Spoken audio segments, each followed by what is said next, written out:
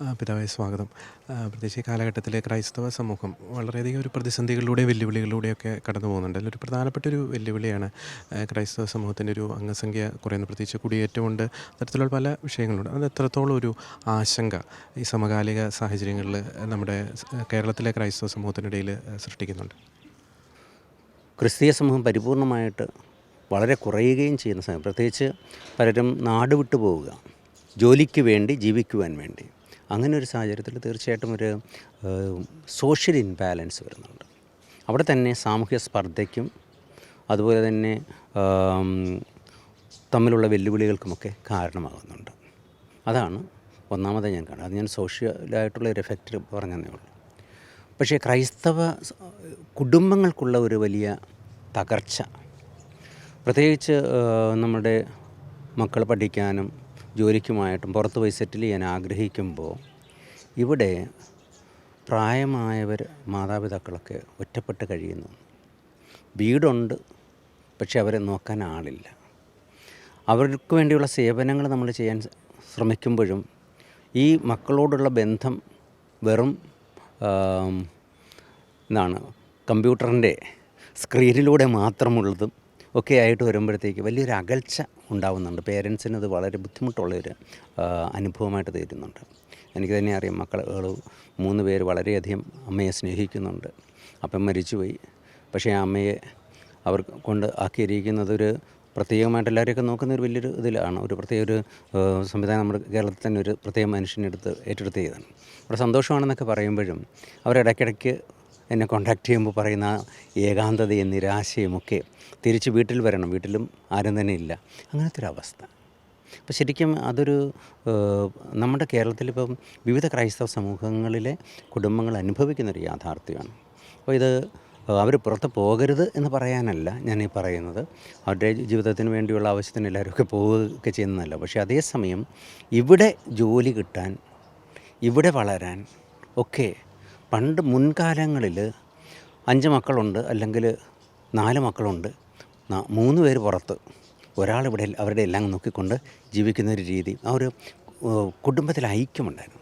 ഇത് തന്നെയാണ് കൂടുതൽ മക്കളുള്ള ഒരു കുടുംബത്തിന് ഞാൻ കാണുന്നൊരവസ്ഥ.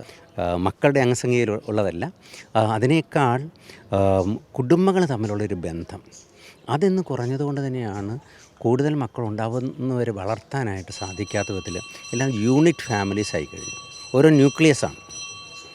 നമ്മൾ ആ ന്യൂക്ലിയസുകൾ തമ്മിൽ ബന്ധപ്പെടുന്നില്ല. അപ്പോൾ ശരിക്കും ആ ഒരു ബന്ധമില്ലാത്ത വിധത്തിലുള്ള കുടുംബങ്ങൾ, പലപ്പോഴും നമ്മുടെ പെരുന്നാളുകൾ പോലും ഇപ്പോൾ സ്നേഹവിരുന്ന് പള്ളികളിൽ നടത്തുന്നുണ്ട്.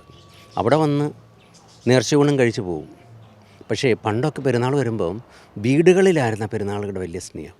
അപ്പോൾ ദൂരെയുള്ളവരൊക്കെ വന്ന് ബന്ധുക്കളെയൊക്കെ അറിഞ്ഞ് സ്നേഹിക്കുന്ന ഒരു വലിയൊരു അനുഭവം. അപ്പോൾ വേറൊരിടത്ത് ചെല്ലുമ്പോഴും അതേ ഒരു ബന്ധം, അത് പണ്ടത്തെ. പക്ഷേ ആ രീതി നടത്താൻ പറ്റില്ലെങ്കിലും ഈ കുടുംബങ്ങൾ തമ്മിലുള്ള ഒരു കൂട്ടായ്മ വർദ്ധിപ്പിക്കാൻ എന്തെങ്കിലുമൊക്കെ ചെയ്താൽ അത് കാരണം മക്കളെ വളർത്തുന്നതിലുള്ള സുരക്ഷിതത്വ കുറവ് തോന്നുന്നതാണ് പേരൻസ് ഇതിങ്ങനെ ചെയ്യുന്നത്. മൂന്നാമത്തത് ഒരു സ്വാർത്ഥതയാണ്. കുഞ്ഞുങ്ങൾക്ക് വികലതയോ പ്രയാസമോ ഉണ്ടാവുമെന്ന് കണ്ട് അവരുടെ വേദനയെക്കുറിച്ചും തങ്ങളുടെ പ്രയാസങ്ങളെക്കുറിച്ച് ചിന്തിച്ചിട്ട് ഉദരത്തിൽ വെച്ച് തന്നെ കുഞ്ഞുങ്ങളെ നശിപ്പിക്കുന്ന തെറ്റായൊരു പണം, അത് സ്വാർത്ഥതയുടെ അങ്ങേയറ്റത്തേക്ക് പോകും. അതുപോലെ തന്നെ വിവാഹത്തെക്കുറിച്ചുള്ള വികലമായ കാഴ്ചപ്പാട്, അതിപ്പോൾ വളരെയധികം പല വിധത്തിലും. അപ്പോൾ അവിടെ ഒരു ഞാൻ പറയും, വിവാഹ കൂദാശയെക്കുറിച്ച് ഇപ്പോൾ സഭാ നവീകരണത്തിൻ്റെ കാര്യങ്ങൾ കേരള സഭയിൽ നടക്കുമ്പോൾ വിവാഹമെന്ന കൂദാശയെക്കുറിച്ച് നമ്മൾ കൊടുക്കുന്ന കോഴ്സുകൾ മാത്രമല്ല, ഒരു വലിയൊരു ബോധ്യം നമ്മുടെ കുടുംബങ്ങളിൽ ഓരോ ഇടവകളിൽ പ്രത്യേകമായി നടത്തേണ്ടതാണ്. അവിടെയാണ് ഒരു റിന്യൂവൽ ആവശ്യമായിരിക്കുന്നത്. അപ്പോൾ എൻ്റെ ഒരു ചിന്ത അത് തന്നെയാണ്. കാരണം കുഞ്ഞുങ്ങളുടെ എണ്ണം എന്നുള്ളതിനേക്കാൾ കുഞ്ഞുങ്ങൾ സുരക്ഷിതരായി വളരത്തക്കവണ്ണം അവർക്ക് വേണ്ടുന്ന കാര്യങ്ങളൊക്കെ ഒരുക്കുകയാണെങ്കിൽ കൂടുതൽ കുഞ്ഞുങ്ങളെ തീർച്ചയായിട്ടും വേണം. കാരണം 2-3 കുഞ്ഞുങ്ങളൊക്കെ ആകുമ്പോൾ അല്പം സ്പേസ് കൂടെ ഉണ്ടെങ്കിൽ മൂത്ത ആൾ ഇളയാളിൻ്റെ സംരക്ഷകയോ അമ്മയോ അപ്പൻ്റെ സ്ഥാനത്തൊക്കെ നിന്ന് ചേട്ടനും ചേച്ചിയൊക്കെ സഹായിക്കുന്ന ഒരു വലിയ അങ്ങനെയുള്ള കുടുംബങ്ങൾ സന്തോഷമുള്ള കുടുംബങ്ങളാണ്. മാത്രമല്ല പങ്കുവയ്ക്കാൻ കൂടെ അവർ പഠിക്കും. എനിക്കുള്ളത് എൻ്റെ അനിയത്തിക്ക് വേണ്ടി സൂക്ഷിക്കാനുള്ളൊരു ചിന്ത, അത് തന്നെ കൂട്ടുകുടുംബങ്ങൾ കസിൻസും ഒക്കെ ആയിട്ട് പങ്കുവയ്ക്കുന്ന ഒരു വലിയ ബന്ധം. ഇപ്പോഴും ഒരാളേ ഉള്ളൂ. ഈ ഒരാൾ കല്യാണം കഴിച്ചാൽ 4 പേരെ നോക്കേണ്ട സ്ഥിതിയാണ്. അത് ഞാൻ നേരത്തെ കുടുംബങ്ങളെക്കുറിച്ച് പറഞ്ഞു. അപ്പം ഈ 2 പേരും ജോലിക്കായി പുറത്ത് പോകുന്നു, അവരെ കൊച്ചിനെ നോക്കണം, ഇവരെ നോക്കാൻ പറ്റാതെ വരുമ്പോഴത്തേക്ക് എവിടെ കൊണ്ടാക്കും? അപ്പോൾ പലപ്പോഴും കൊണ്ട് ഹോം നേഴ്സിനെയോ ആരെങ്കിലും നിർത്തുമ്പോൾ, ഏജൻസികൾ നിർത്തുമ്പോൾ ആ ഒരു സുരക്ഷിതത്വമില്ല. ശരിക്കും വൃദ്ധരായ മാതാപിതാക്കളെക്കുറിച്ച് മക്കൾ വിദേശങ്ങൾ ജോലി ചെയ്യുന്ന മാതാപിതാക്കളെക്കുറിച്ചൊരു കൺസേൺ കേരളത്തിലെ നമ്മുടെ ഫാമിലി കമ്മീഷൻ ഉണ്ട്. അത് എപ്രകാരം നമുക്കത് സാധിക്കുമെന്ന് ഇതുവരെയും അറിയില്ല. എന്നാൽ ഇടവക തലങ്ങളിൽ, രൂപത തലങ്ങളിൽ അതിനുള്ള പുതിയ പദ്ധതികൾ ആവിഷ്കരിക്കണം. അതോടൊപ്പം കൂടുതൽ കുഞ്ഞുങ്ങളുള്ള കുടുംബങ്ങൾ ആകുമ്പോൾ ദൈവവിളി പ്രോത്സാഹിപ്പിക്കപ്പെടുക മാത്രമല്ല, ശരിക്കും സമൂഹത്തിന് അതൊരു സുരക്ഷിതത്വം കൂടെയാണ് നൽകുക. കുറഞ്ഞതൊരു 3 മക്കളെങ്കിലും ഉള്ള ഒരു കുടുംബം, 4 മക്കളുള്ള കുടുംബങ്ങൾ ഏറ്റവും നല്ല. അതുകൊണ്ട് 4 മക്കൾ ആകുമ്പോഴേക്ക് പിതാക്കന്മാരെ പ്രോത്സാഹിപ്പിക്കുന്നതിൻ്റെ കാരണം അതാണ്, 4 മക്കളും അതിൽ കൂടുതലുള്ളത്. അപ്പോൾ അങ്ങനെയുള്ള കുടുംബം ഉണ്ടാവാനായിട്ട്, കാരണം കുടുംബ ബന്ധങ്ങളിൽ അവിടെ ഒരു സുരക്ഷിതത്വവും അവിടെ ഉണ്ടാകുന്നുണ്ട്. ഭാര്യ ഭർത്തൃ ബന്ധത്തെ അത് കുറച്ചുകൂടെ ശക്തമാക്കുന്നുണ്ട്. എല്ലാവരും സ്വാർത്ഥരായി ചുരുങ്ങിയാണ്.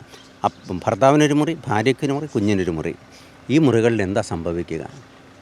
ആ ഇൻ്റർനെറ്റും മറ്റുമായിട്ടുള്ള റിയാക്ഷനുകളിൽ പലപ്പോഴും പ്രാർത്ഥനയും ദൈവാഭിമുഖ്യവും എല്ലാം നഷ്ടപ്പെട്ടു പോകുന്ന ഒരു രീതികളാണ്. അപ്പോൾ എല്ലാം സുരക്ഷിതമാക്കാൻ നോക്കുമ്പോൾ ദൈവത്തിലുള്ള സുരക്ഷിതത്വം, ദൈവാശ്രയം നഷ്ടപ്പെടുന്ന ഒന്നാണ്. പരസ്പരം ആശ്രയിക്കത്തക്കവണ്ണം കുടുംബത്തിൽ കൂടുതൽ മക്കളുള്ളപ്പോൾ ദൈവത്തിലും ആശ്രയിക്കും, പരസ്പരവും ആശ്രയിക്കും, ആ സ്നേഹം വളരും. അതുണ്ടാവട്ടെ എന്ന് പ്രാർത്ഥിക്കുന്നു. Thank you.